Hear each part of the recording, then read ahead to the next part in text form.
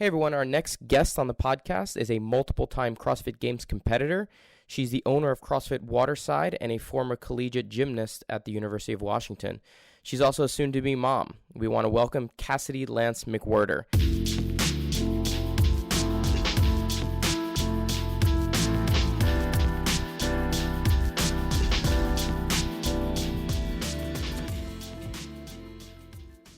All right. Back here with another Power Monkey podcast. We are here with Cassidy Lance-McWherter. How are you, Cass? I'm great. How are you, Dave? It's good to see you. It's good to see you. We love coming back down here. Chad and I, we make a pilgrimage down to Florida once a year, it seems like, for the last few years to come see you and hang out. And we just wanted to see what's going on. We came down here specifically for this. So. Yeah, it's awesome to have you guys, and I'm sorry you guys couldn't stay at my house. We have construction going on. And what are you guys doing?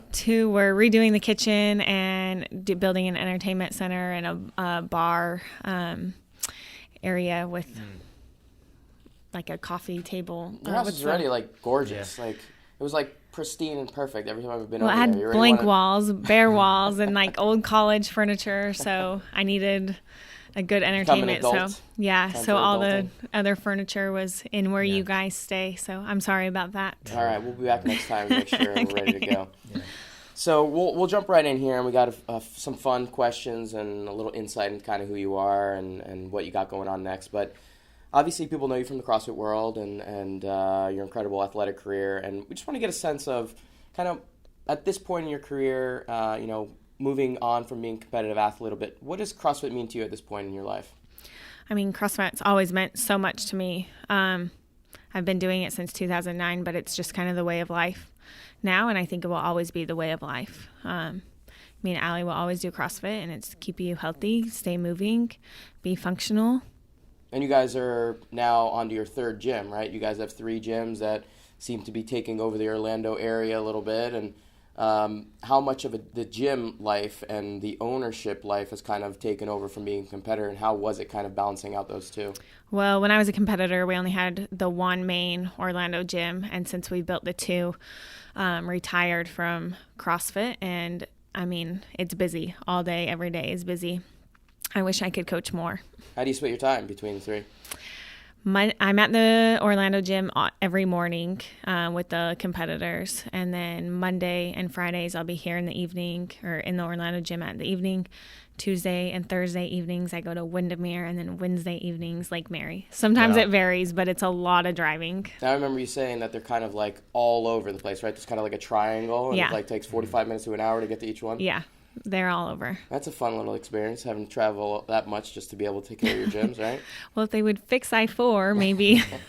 How do you split kind of your coaching mentality and the way that you approach membership between taking care of kind of general population versus your competitor population, especially you having gone to the games and having been such a high-level competitor? Members are completely different than the competitors. I mean, you're going to treat both of them as members and paying clients, but their experience in CrossFit is completely different, right? A member might just come in, they've been at work all day, they want just a good workout, and maybe they had a great day, maybe they had a bad day. You're trying to figure that out in the hour, and the competitors, like, this is their goals. They have goals of what they want to do to compete, and if they're young or in masters, we have all ages here, so it's really fun to work with everyone. Do you like coaching competitors, or do you have a preference? I like both. Yeah? Yeah. All right.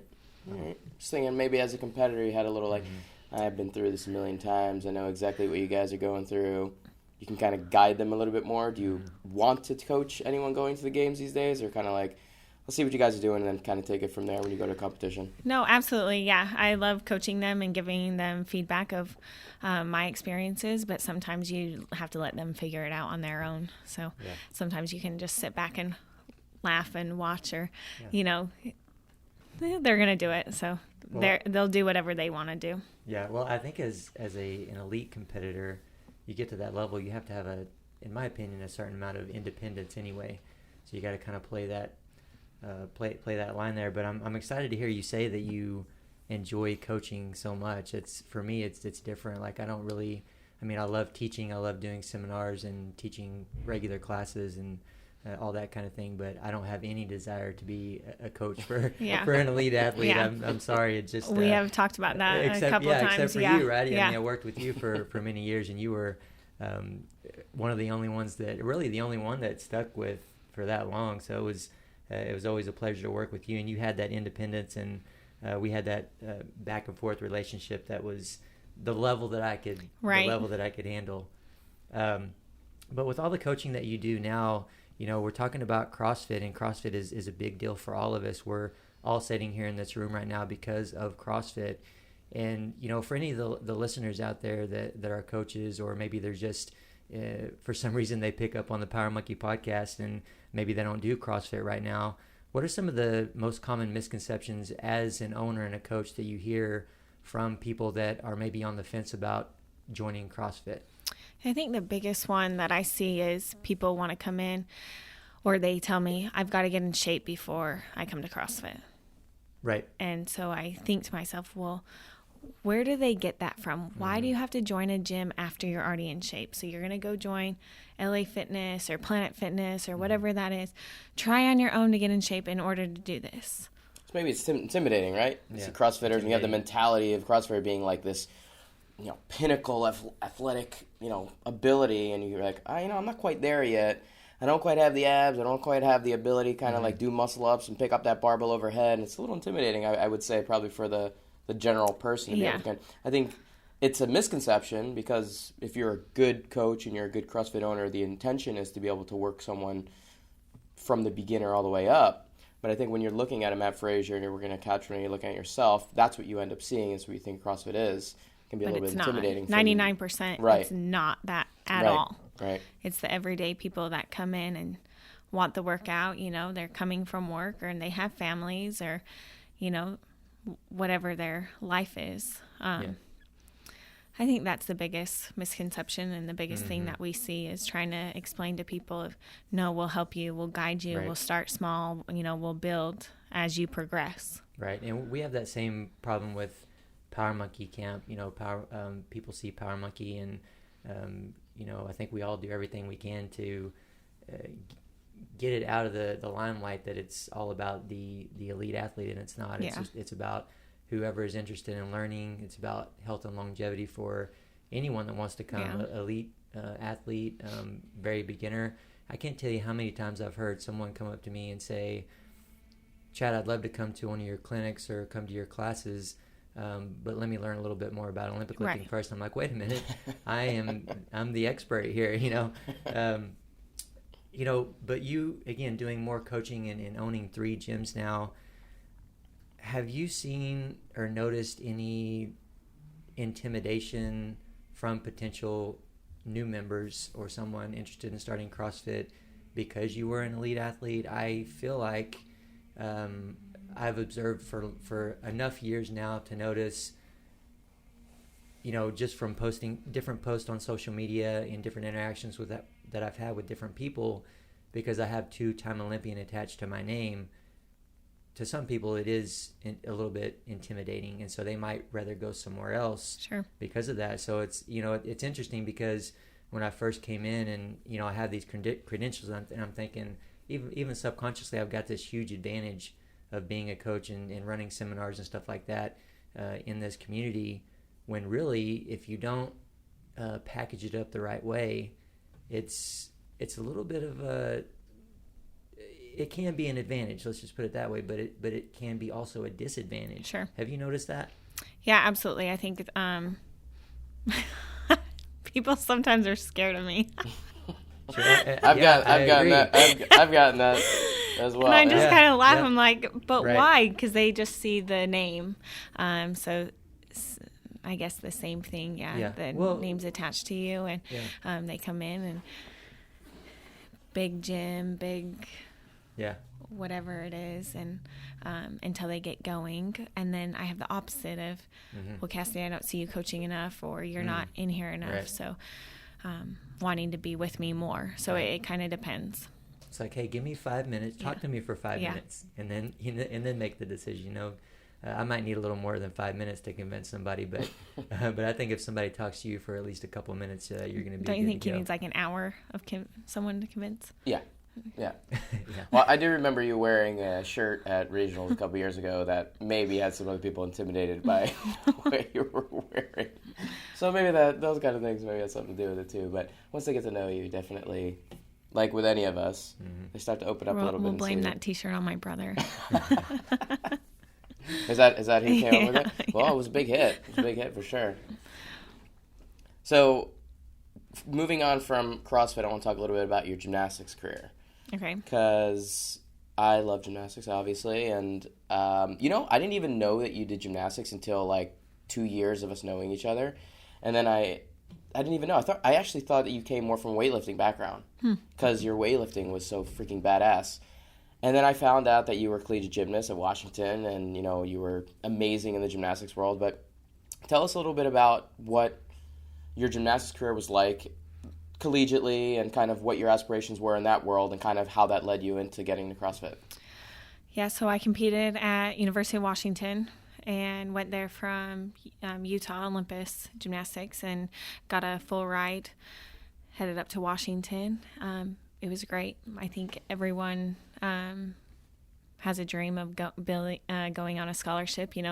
They earn it, and I finally earned my way of going up there. I was recruited with another friend of mine, and she ended up going to Iowa, but we had a cool experience. We had 17 coaches come in and watch us, and she kind of had her pick. She was going to be like top 5 school, and I was just coming back from a couple ACL injuries, and so I had people from UCLA coming in to New Hampshire, and so it was like all over the board. No one knew where I was standing, so there was talk around that, and then had a couple offer me, so that was awesome. And then Joanne Bowers ended up coaching me, but that's not who I was recruited by, and you see that happen a lot. But I ended up graduating, and I tore my ACL again in college, and then I ended the career, got a medical scholarship.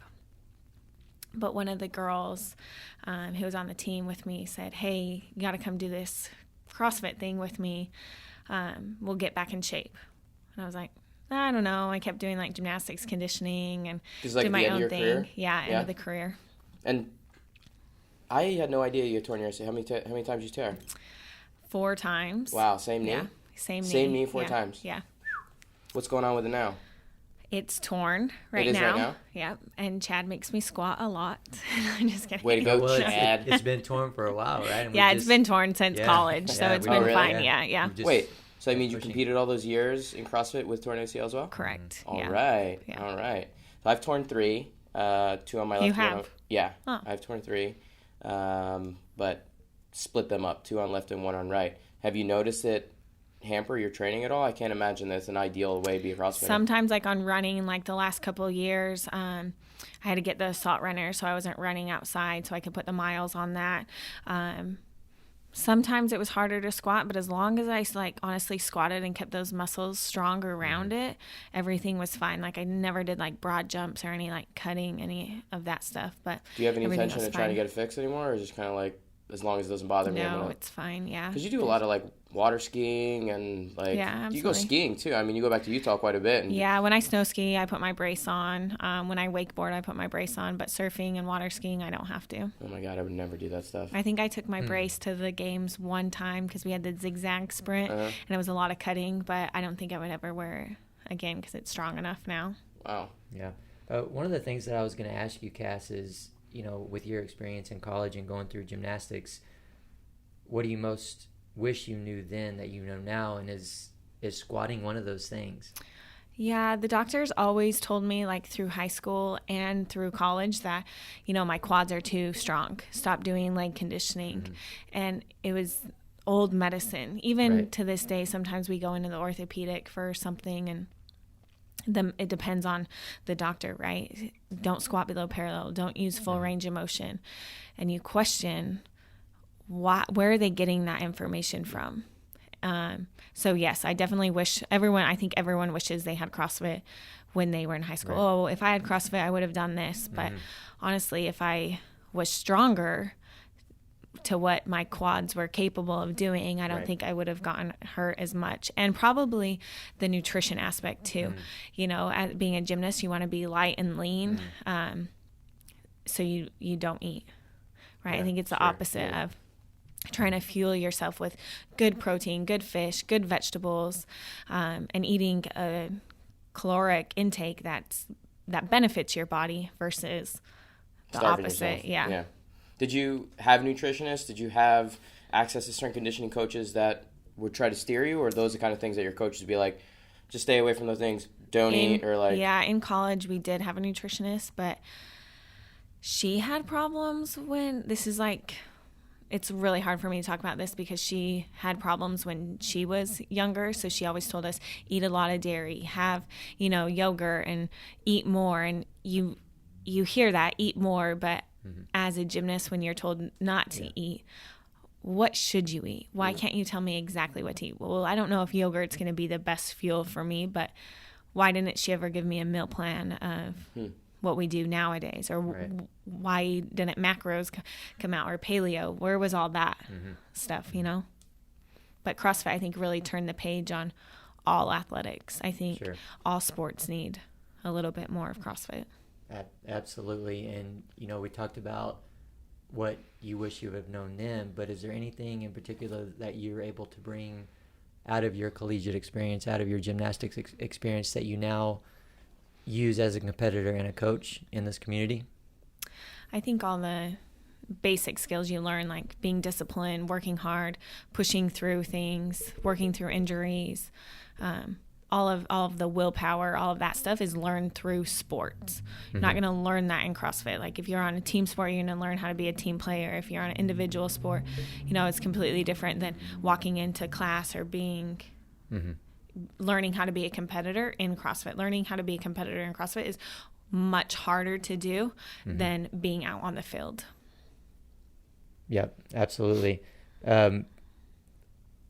I was doing some research, of course, to get ready for this little interview here, and looking at your website. And one thing that really stuck out to me, a lot of things stuck out to me, but a big one was that you guys have a blog.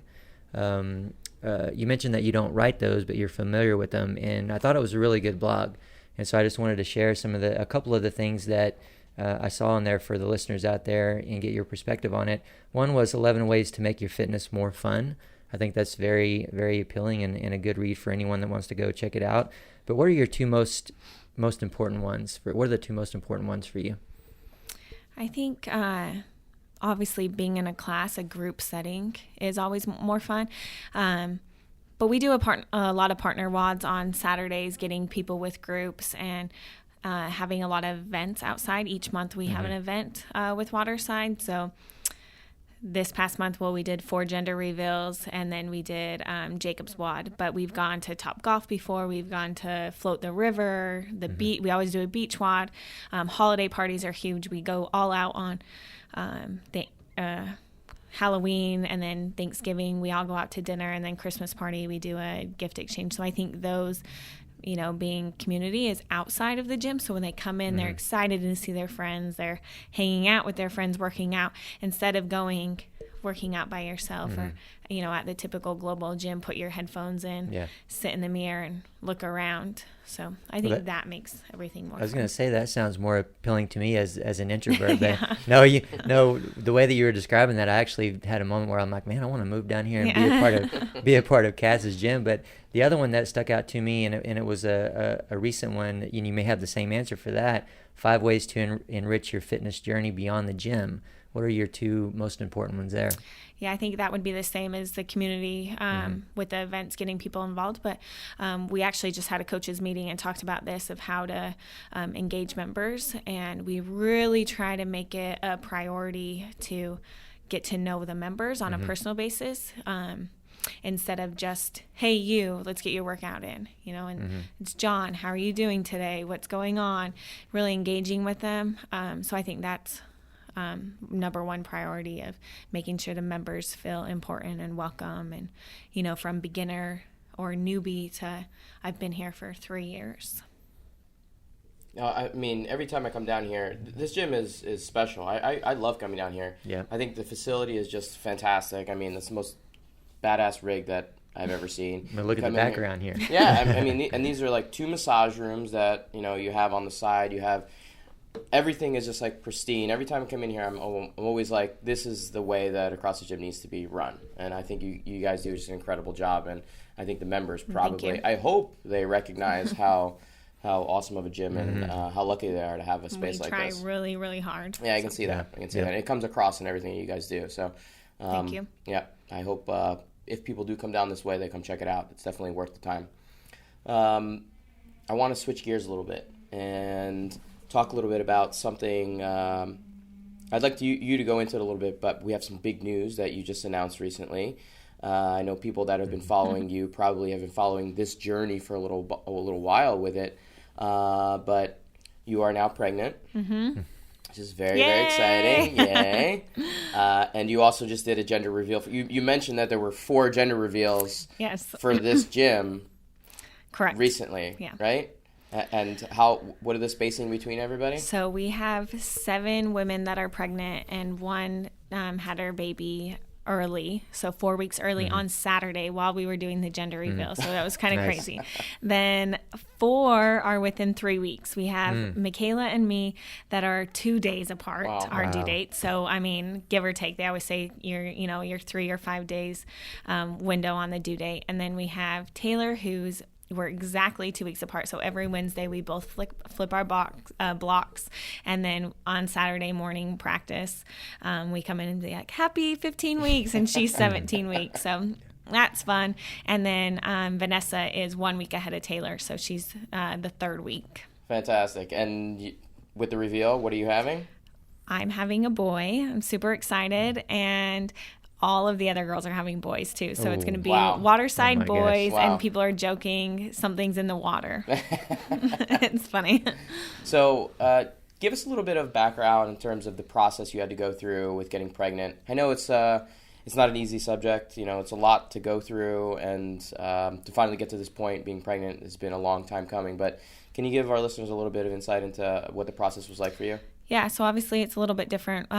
We did infertility treatments. Not that me or Allie would have been infertile, but they were a same-sex couple, so a little bit different. So we started seeing the doctor in 2017 just to kind of know our options. And then we went through all that process. I decided to compete 1 more year, and then we would know that I would retire after 2018. Well, we went to Jamaica as like our fun trip. We're going to celebrate, and then we'll start a family. It's the end of the games. We worked really hard. We went with my brother and his girlfriend, and we ended up going to the doctor a week later, and they said, well, you can't start until 2 months later. And we just kind of like were in shock. This is how, what's the word? Naive we were about the subject that there's, pregnant women couldn't travel to places that have Zika. Right. So, and I know you know all about that because you travel all the time. Yep. But we're I guess in this learning process. And Allie always says, I love when people tell us things of what not to buy or what to buy. But she goes, but I want to learn it for myself. And so this whole time we're been on this learning curve. We've done a bunch of failed IUI treatments, and then we went into IVF after multiple IUIs. And there's a big difference between the two. IUI is a 20% chance, and then most people start there, and then you jump into IVF, which is a 40 to 68% chance, depending on if you do genetic testing or not. Mm-hmm. And so we had just talked about genetic testing, so we wanted the highest chance because the IUIs at 20% we're not even close to taking. So we did as much as we could do, and we had 2 failed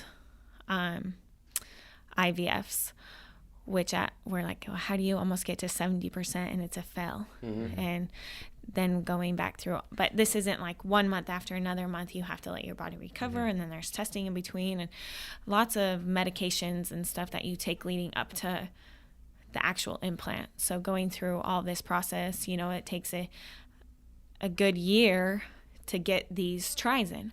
Whereas if you're not going for infertility, then, you can try monthly. I think that's the hardest part about that type of process is I wish I could just try every month, like every cycle and try, but you can't. You have to wait, and you don't ever know if you can try the next cycle because it depends on your blood work. And if you've done all the tests and you've met all the restrictions and guidelines that they put on you, and it's very strict and it's very scientific. Our doctor, we ended up switching doctors after the first IVF failed, just because we didn't feel she had compassion, and she was just kind of running through the system of hoarding us through, check, okay, done, and moving on. And we ended up switching doctors, and we love her, and we joke all the time now we can't find an OBGYN that's as good as her, and we wish that she could just transfer with us. But she just sat down and answered all our questions, showed me all the labs, went over all our ultrasounds, told me exactly what she's looking for. And I think at that time we finally went, oh, we get it. We get what you're doing. And she goes, hey, I'm not a doctor, or I'm not an OBGYN. I'm a scientist, and we're going to get you. This is what science the research has shown. And this is what we're going to try to make your body do the best we can with manipulating it. We had one failed IVF with her, and then the next time we ended up doing a more natural cycle, letting my body do what it needed to do. And we all felt really comfortable with that. That was like the easiest one. I kept doing CrossFit, going through that process where I had stopped for 2 weeks on all the other ones. And I think I was going crazy, walking around the house and not knowing what to do, and, just being on my computer all day. It just wasn't me. And so the last one, we sat down with the doctor, and we're going to do what I normally do, let my body do it. And that was and then it happened. But we also knew something was different that time. The other ones, I had taken pregnancy tests, and it was always negative. And they're like, well, just come in for a blood test. And by like the last IVF that failed, I was like, why do I even have to come in? It's a failed on here, and these are right.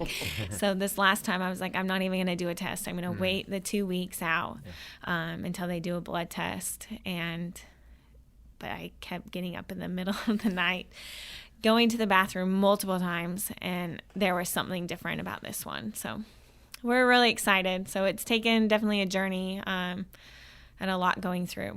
And you have a new ebook about the journey that you're going to be putting out? Yeah, it's already out. And what's the name of it? Yeah, One Day. And where can people find it? It's on my Instagram link, Cassidy Lance-McWherter, and then you can just click on the link in the bio. And it talks about this journey? Yeah, it gives everything in detail. Allie actually wrote it. She's a very good writer, so it's her perspective on most of the things, and then my quotes in there. But we talk about so much more detail than I just went into.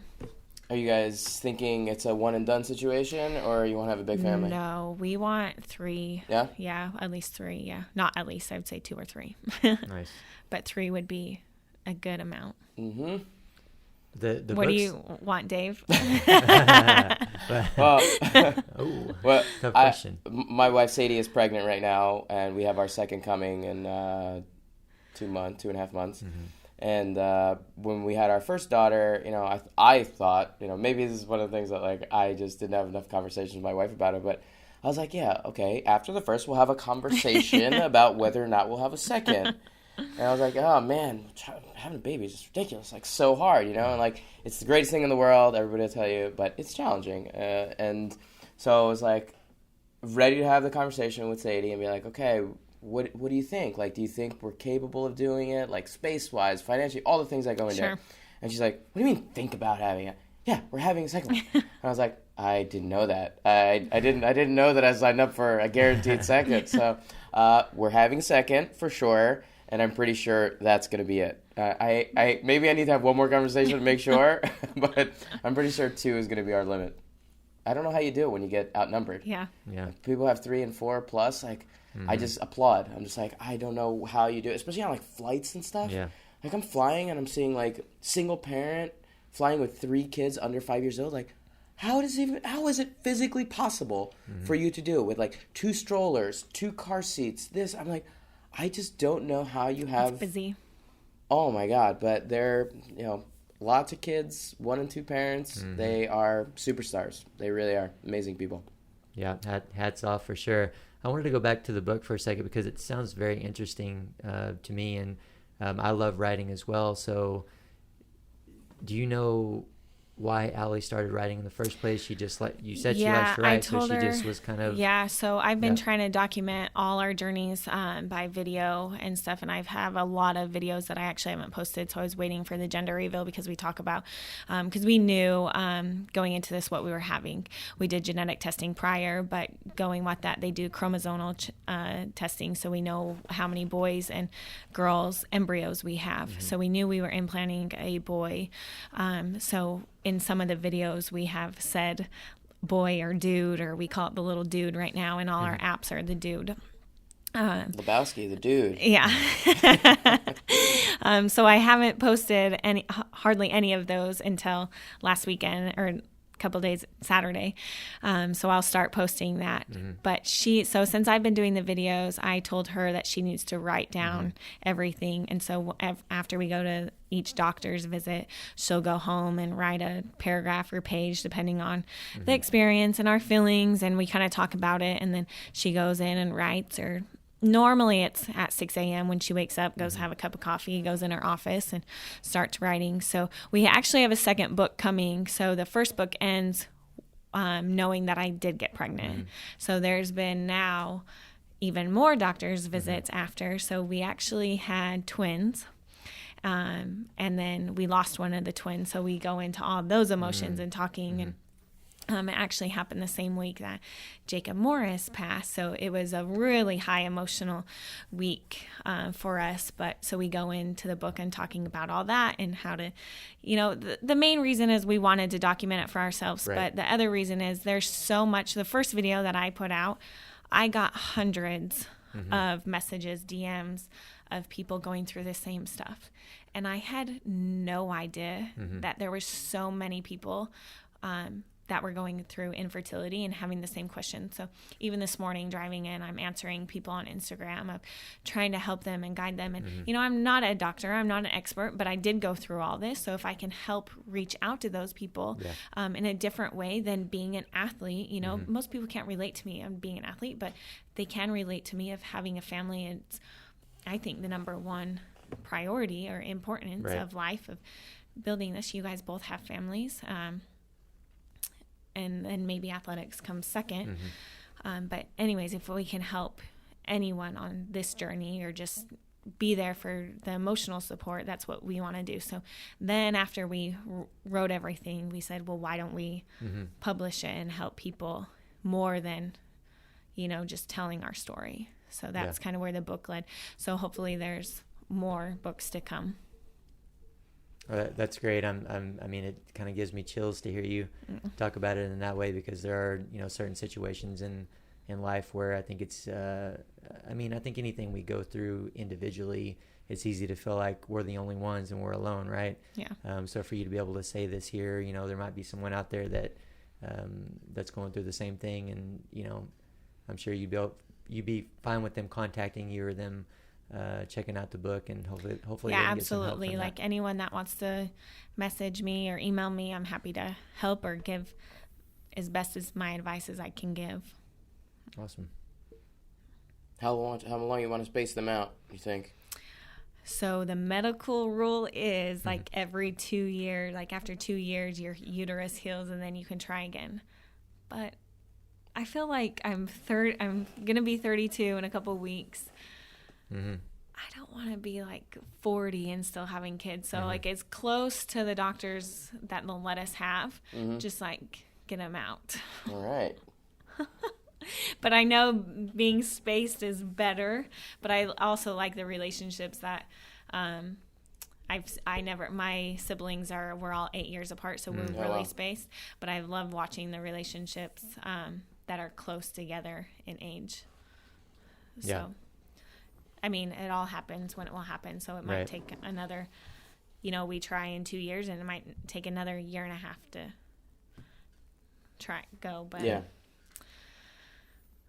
It's an exciting journey. I mean, having a family, like I think you said it already, but for me, it's like the greatest thing you have in your life. You know, anything you do as an athlete, anything you do individually has no comparison to I think it's having a because family. It's your memories, and you remember, you know, getting that Olympic gold medal, or you remember PRing or any of the accomplishments. But when you're with your family, it's memories built together. And someone once asked me, like, well, why don't you want to compete anymore? Or why are you done? You haven't peaked yet. Well, first, the age. But second is, you know, your parents never talk about themselves. What do they talk about when you hear your parents talk? They always talk about their kids. It's always kid stories. So you know those stories.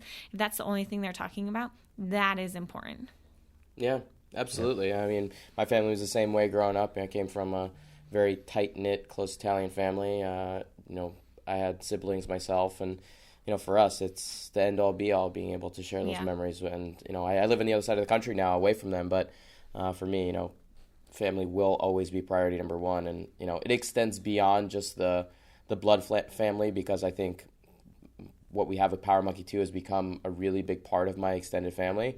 But I completely agree. I think it means so much more than what you can do as an individual. Yeah. Absolutely.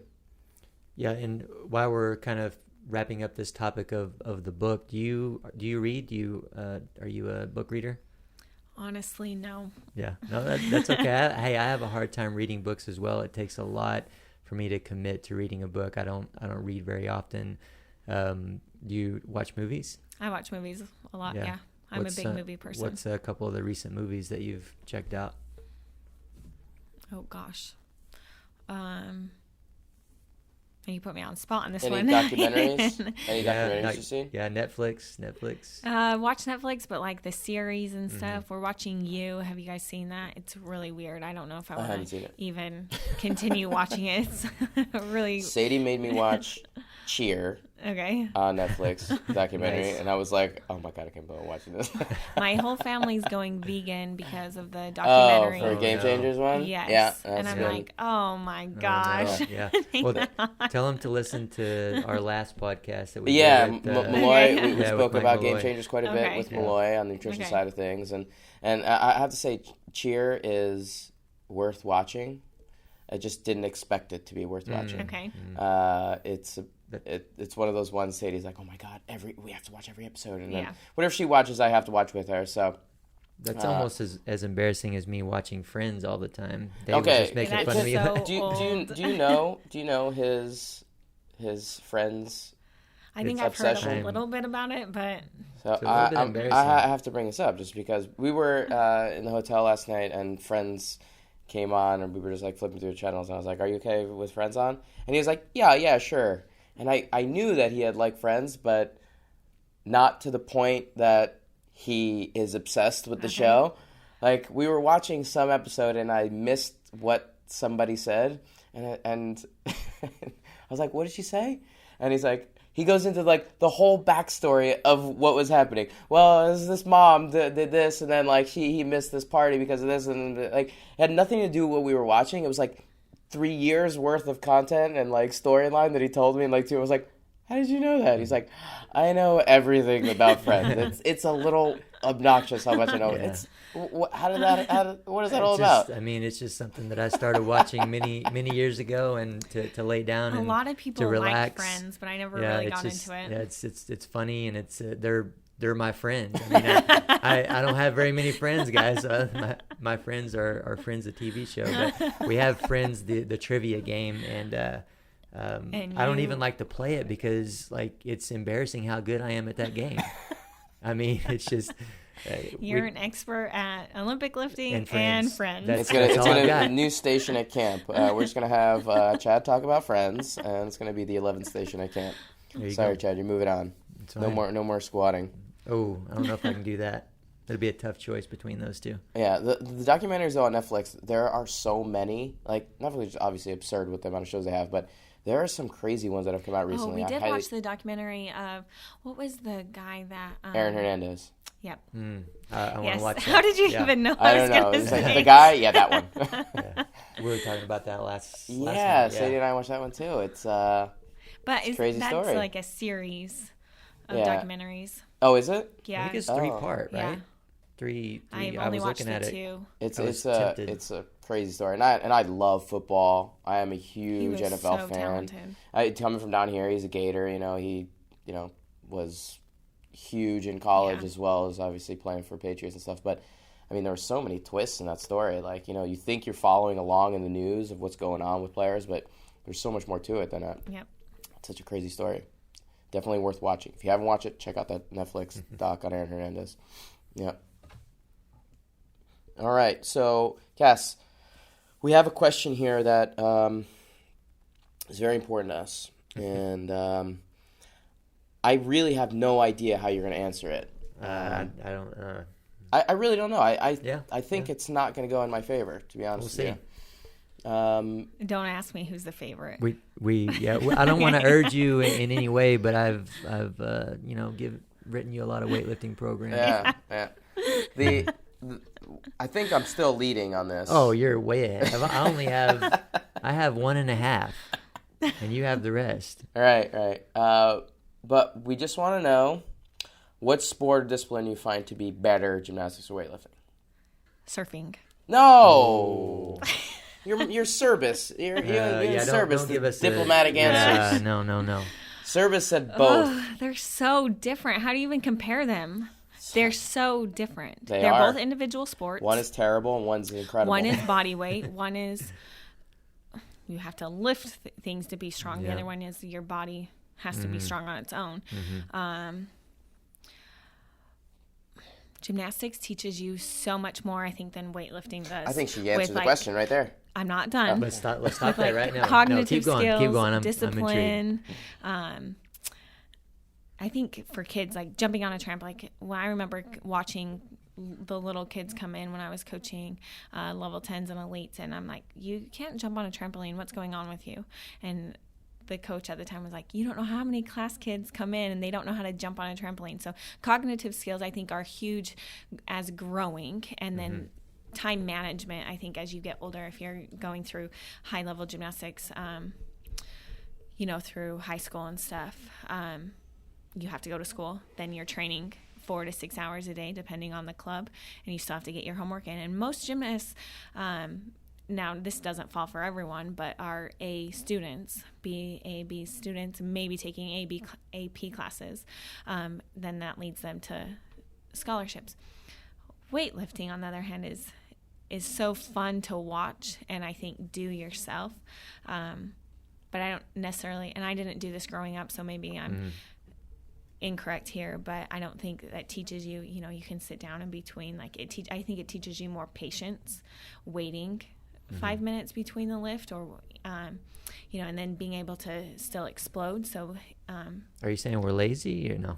I'm not saying lazy No, at all. You we would are. say that. We are. I'm saying We you're absolutely patient. are. You're Yeah. patient. Yeah, you're very nice to call us patient versus lazy. Well, I think it is. I think those are the skills that it teaches Yeah. you when you're growing up. My favorite, I like them both. If we're putting them into CrossFit, I really love some snatches. But then if there could be a perfect workout, it would be snatches and bar muscle ups. So you guys, it's 50-50. I can't decide. So Amanda that's Amanda, right? Amanda. That would be favorite? ring muscle Ring ups. muscle ups. Okay. Yeah. Okay. But if Amanda was bar muscle ups, double bar muscle ups, then yeah, I'm all in. Okay. Well, it excites me that that it's at least a tie when she was a gymnast growing up and a gymnast in college. So I'll take that. I thought for sure she was going to say weightlifting. Even with her gymnastics background, I thought you were going to say weightlifting. So I'm actually happy with the draw on that one too. I'm curious. I'm just wondering how long I can go upside down when doing a handstand. I'm making sure I can still hold a 30-second to 1 minute handstand. I know that's nothing on your 5-minute handstands, but having extra load in me right now. Yeah, I you feel got a weight vest on. So Allie was joking because I was swimming the other day in the lake, and then I was come out and I did some handstands, and she was like, well, if that baby doesn't like the water in gymnastics, I don't know what it's going to probably. What do you want to put your kid in? For sure gymnastics, just to, again, learn those skills, but every sport, whatever it wants to play. Yeah. Learn them all, be athletic, and then whatever the baby likes to do, then that's what he's going to do. But hopefully he doesn't sit and read books, because I think I'll go crazy. Well, maybe you'll have to read with him then, and you guys can start reading together. I don't know about that, Chad. Yeah. You see Ella now. I'll just send him back. Ella, Chad's daughter has become a weightlifter Future herself. weightlifter. She competed in her first competition. She got a gold medal, right? Well, a couple weeks ago. She's done maybe 4 or 5 competitions now, but she got her first gold medal a couple weeks ago. And how old at is the she Texas now? State meet. She's 10 and a half. I mean, she's got 2 superstar parents. I mean, if she wants to follow in your footsteps, I can't imagine that it's going to be a Well, what would rough you have path done for her. if she got a silver medal? Well, she has gotten 1 or 2 other medals, and they've been, I think burned, silver and bronze. But no, I mean, she was very, very proud of them. I was excited to see that she was excited to get the medal, and in the times that she competed before. The problem with, not the problem, but with where she is now, like 10-year-olds that are out there competing, and there's a lot of them these days, and even 8-year-olds and 7-year-olds and 11-year-olds. I think USA Weightlifting is probably going to have to change the age categories, because the smallest one right now is 13, so 13 and under. Mm-hmm. So they're all competing in 13 and under. So that's a big her difference. and an 8-year-old, for example, or a 7-year-old, they're still competing in weight classes, but they're also competing against 12 and 13-year-olds as well. So, with all these kids coming up these days that are competing, and I'm going to tell you, in my opinion, they're doing it very safely. The young kids that I'm seeing at these competitions are moving really well, which kind of makes sense because they have really good mobility, right? So as long as they're taught how to hold tight and stuff like that, they're good to go. But I'm hoping that USA Weightlifting will maybe change that up a little bit, or the World Weightlifting Federation at some point in the near future. But at the same time, if they don't, it's kind of... Are you in any of those, or on any of those boards? I am on one right now, but honestly, just time-wise and everything else, I kind of wish I wasn't. I've spent a decent amount of time being on USA Weightlifting boards and stuff like that, and I'm currently running the USA Weightlifting podcast as well, and I think that's more my place than anything else. But yeah, I mean, back to Ella, we have never told her that she needed to compete. I mean, of course, never asked her. I don't even know that we asked her if she wanted to. She just wanted to be in weightlifting class with a couple of her friends, and she enjoys being in those competitions with her friends. And then if she decides not to do it anymore one day, we're fine with that. She's doing gymnastics too, though. She's done gymnastics on a couple different occasions. She's not in it right now, but the last phase that she went through, she loved it. She loved it, and I'm her playmate since she's an only child, so she forces me to go out on the trampoline and do flips. Well, I don't do flips, but she does flips. Oh my God! Why have you never jumped on a tramp at camp? I need to see you jump and bounce on trampoline. I mean, that's going to be. So I'm still thinking about. Chad and I always have competitions against each other that we're always, especially during the Open and things like that. And this last camp in the fall, the first fall Open was going on.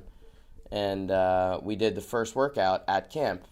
And why you got to bring this up? That's a long time ago, Dave. Yeah, and I beat Chad. With the barbell. There was a barbell in the workout, and I beat Chad. I was so glad it was 95 pounds. Oh, it was 96 pounds, I would have got crushed. I was like 95 pounds. Yeah, I was worried that might not be heavy enough. That's the only thing. But we have little things, because a couple years ago he beat me in the Open, and he made me act like a jackass at camp. He made me wear a Woody from Toy Story costume, and then he came up with this absurd workout that he made me do. What did you make me do? Fran? It was running. It was Fran, but it was 400 meter. I had to run 400 meters at the start and between every round. Yep. Right? Yep. And he made me do it in the costume. And he was there, the hat fell off a bunch of times, and he kept putting the hat on me. Oh my God, I was so funny. mad. It was like I was intimidated and scared of Dave that day. Like when I put the hat back on him one time, he gave me a look, and I'm like, oh. But the only reason I bring it up is because I have not passed along your punishment for losing yet. You haven't, yeah. And I was saving hoping you forgot about that. Okay. And now I'm thinking of trampoline, doing some kind of floor routine. Doing something gymnastics related. Chad's going to have to do at next camp. So for all those viewers and listeners out there that want to see Chad do a gymnastics routine, You might have to come to next camp Put a in leotard spring. on and Yeah. do a floor routine. Thank you for warning me. I can start practicing for that. And if I have enough warning, I'm going to chug a couple beers before I do that. So that will be that. And you like your beers. Hey, Chad, I have actually a question about Ella, going back to Ella. And I know I didn't grow up doing weightlifting, but I kind of touched on what gymnastics you learned doing gymnastics growing up. What do you say Ella's learning, or what young weightlifters learn through weightlifting? I think especially if they have a good coach, and I think hopefully they all have a decent enough coach where I think you're right. They can learn patience, and they can also learn the importance of slowing down, taking your time. Technique is important, and stuff like that. I think those are probably the most important ones for Ella. A big thing, because she's an only child and she's very introverted like myself. It's the socialization part of it too. I think that's big as well. Staying committed to something is very important. Her first competition, well, not her first one, but the first one that she went to when none of her friends were there, she wanted to quit. She didn't want to go out there. She was crying. She was begging us, and I said, we can't let you quit. You signed up for this. You committed to it. So I just can't let you quit. And there were a few minutes there where Jody and I were, well, I mean, what are we going to do? I mean, we may have to pull her out. I don't know. And her first attempt, she had tears rolling down her face. She was crying. Went out there and made it. Ended up going 6 for 6. She got a little bit more comfortable with each attempt, and then by the time she got to the clean and jerk, she was more okay. But I think that taught her a big lesson that you can't commit to something if you're not going to follow through with it. We're not going to let you quit, and you shouldn't anyway. So I think those are the biggest ones for her. Yeah.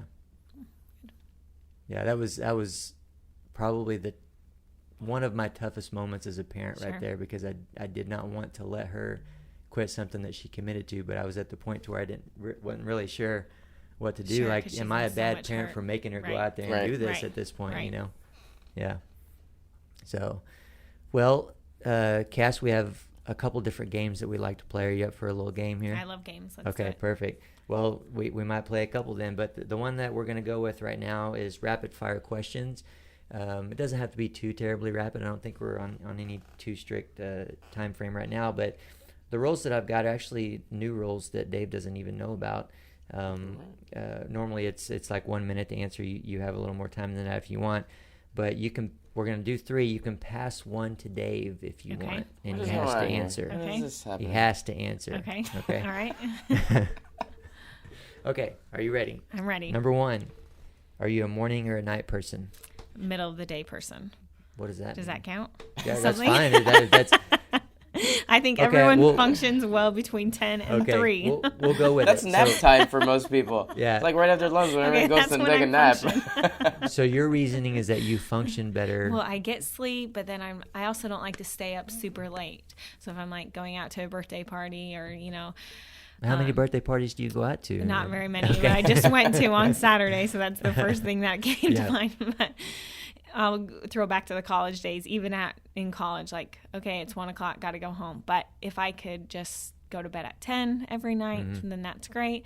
Wake up at 6 or 7. So that's not like a morning or a night person. Okay. So middle of the day. You're going with middle of the day because you have more energy. If you had to pick one of the two. Well, what am I doing?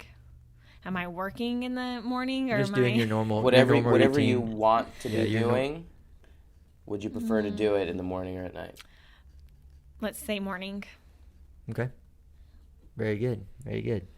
I myself am a night person. I'm doing everything I can to change that. I have done everything I can to change that for many years. Probably haven't stuck with the commitment long enough to really make that happen. But yeah, I'm just, my natural tendencies are night. How about you, Dave? I'm the same way. Like, I was always a night person until I had a daughter. Mm-hmm. And then, like, you're waking up at, like, 5 in the morning. Right. And now moving to the West Coast from the East Coast, I try to stay on East Coast time because I have a lot of people and things that I need to do on East Coast time. So I have basically transferred over. I go to bed around 9 o'clock and I wake up around 5 or 6. I will say, after Ella was born, that did make a big change for that in that regard, because before then, even when I was training hard and heavy, like my body just naturally would not go to sleep until 2 a.m. Luckily, you know, the job I had and the schedule I had, I was able to sleep until 10. I would get up and go train about 30 minutes after that, take a little nap, which was probably one of the reasons why I went to bed so late. But it's also why I was able to train so well. But I like being a morning person, though. I feel like the days are so much longer. You get so much done. You get so much more done. I agree. Especially you get a workout in the morning, you're like, oh my God, I'm done with that? Like, and I have like 12 more hours to do whatever I want. Just if you can do that consistently, I think it makes a big difference. Yeah, I've been forcing myself to get up at 7 a.m., which is way early for me. And it's helped a lot, and I've been getting a lot more done. I've been much more productive, and hopefully my body will take to that. All right, next question. What is the one thing that annoys you the most? Pass to Dave. Chad Vaughn. Oh, wow, there was no hesitation there. Please pass to me. Please pass to me. Please, baby. That's a believable answer too. Like that's straight up the truth. What her answer might have been the same as well. I will pass just didn't want to say it. That is a tough question. That was a softball, before, man. That was softball. That was way too easy. It's a home run. Well, we'll move past that one. I don't even want to know why. I don't want to know, like, digging into. There could be a lot. It depends, like, if we're at the gym, we're talking about the gym annoyance, or in general people annoyance, or at home annoyance. I could pick one from each. Oh, I agree with you. I could take my time on that one too. I want you to pick one from each. Actually, what about but it? I passed that to Dave. Oh. Will you answer one of the three? Yeah. What about in the gym? In the gym, I hate when people drop barbells and dumbbells, like the shaky dumbbells. It bothers me so bad. But what even bothers me more is when they just toss the dumbbells into the pile that it already is. I'm like, stack them with the numbers up. I don't know. I go over this all the time, and I tell Allie, I'm like, I don't know why this annoys me so much, but why can't people just put them in order? It's just my thing, and just right. At home, I cannot go to bed without showering. I hate dirty feet, and dirty feet and sheets annoys me. I have pull to my foot back feet. Away from me here real quick. You're at the gym. That's not home. And then I think people, when they are slow workers, I work so fast and I get so much done in like an hour, through the day. Why is that hard to just, I give you a task, why is that hard to just accomplish that task? Right. I think that bothers me a lot. But then I have to calm down and be patient and be like, they don't work as fast as you, or they don't have, Right. It's just how they move, their speed of working. So it sometimes could also be that they're just taking their time and being lazy. But I do understand the difference in, I take longer to do certain things than I should, just because I'm sitting there thinking about it and overthinking it, trying to make it perfect when I just need to get it done. I think there's a difference if you're trying to make it perfect versus procrastinating. Yes. Yeah. Well, I can do that very well also. So I'm good at friends, I'm good at weightlifting, and I'm also very good at procrastinating. So I'll admit to that one too. So a Chad Vaughn. Yep. All right. What is the strangest thing you've ever eaten?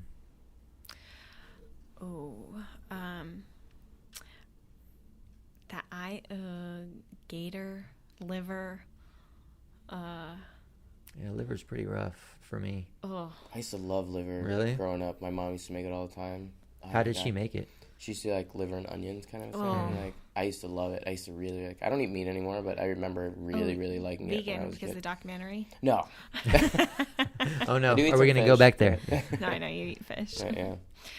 Is there a certain thing that she would season it with that helped it, that made it taste better? I've never actually done liver and onions. I got it at a restaurant in Greece, and the lady highly recommended it, and I did not like it. Nope. No, bad recommendation. No. I don't remember what she would do to it. My mom's like a really good cook, so like whatever she would put in front of me, I'd be like, this is amazing. So, yeah, I remember eating it and being like, this is actually pretty good. What's the weirdest thing you've ever eaten with all the travels that you've done? Beijing. After the Olympics, after we competed, we went to like some of the markets there.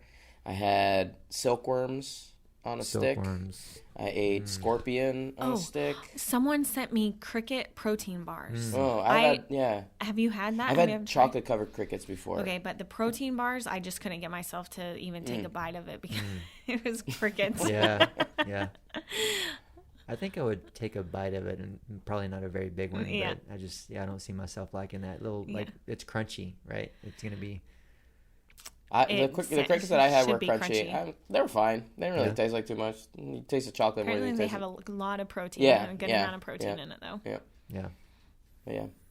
I normally would have just be like, yeah, if you put it in front of me, I'll eat it. Like, they had like starfish on a stick. I didn't eat that one. But I had some snake hearts, or snake, and then some other hearts on a stick. Like, those are all the ones we were like, let's just try them. Let's see what happens. Some were good. Silkworms were disgusting. Those were the worst ones. I'm not a picky eater at all, but I would have a hard time making myself eat some of those things. I'd honestly have to go into competition mode to be able to.